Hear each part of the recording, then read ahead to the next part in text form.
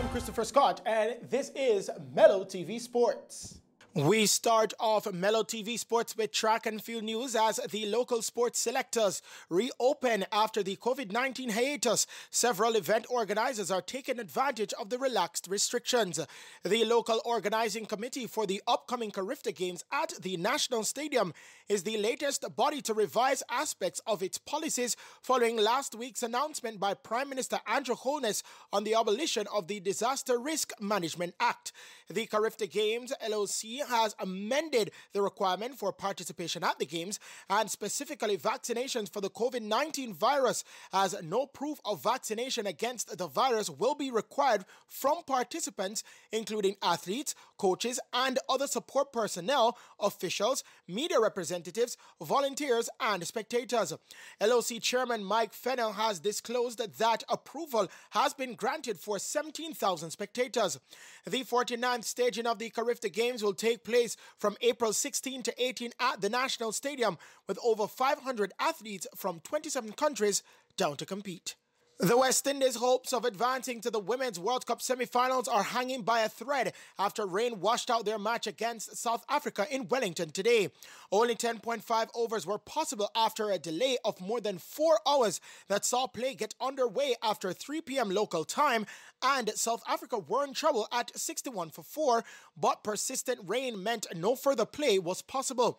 Jamaica's Shaniel Henry took 3 for 19 to have the South Africans teetering at 22 for 4 before Mignon du Preez made an unbeaten 38.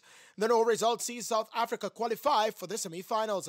The West Indies could still advance to the knockout stages, but their tournament future is now out of their hands after 3 losses, 3 wins, and a no result.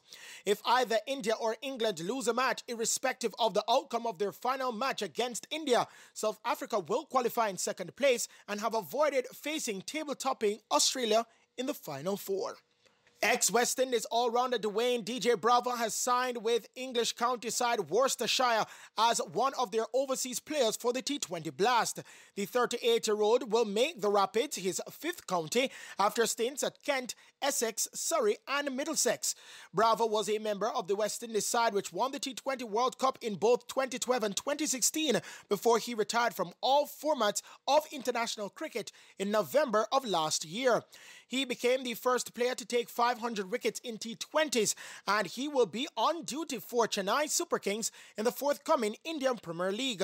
However, he will be available for at least the final 10 group games of the T20 Blast for Worcestershire, plus the quarterfinals and finals if they qualify. The Rapids begin their T20 Blast campaign away to Yorkshire Vikings on May 25. And finally, in the sports news tonight, DeAndre Ayton scored a career-high 35 points as the Phoenix Suns fought back to beat the Minnesota Timberwolves 125-116 for their 6th straight win in NBA action last night. Ayton also grabbed 14 rebounds, while Devin Booker scored 11 of his 28 points in the final 4 minutes and 36 seconds of the game. The Suns trailed by 15 points in the third quarter, but rallied for their 18th victory from 22 outings. Anthony Edwards top scored for the Timberwolves with 19 points. Victory at the Denver Nuggets tonight will confirm the Suns as Western Conference top seeds for the playoffs. Joel Embiid scored 30 points and grabbed 11 rebounds as the Philadelphia 76ers beat the Los Angeles Lakers 126-121.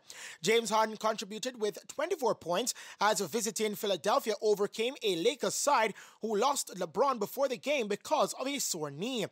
DeJounte Murray scored 28 points and made 7 assists and grabbed 6 rebounds to help the San Antonio Spurs ease to a 133-96 win at the Portland Trailblazers.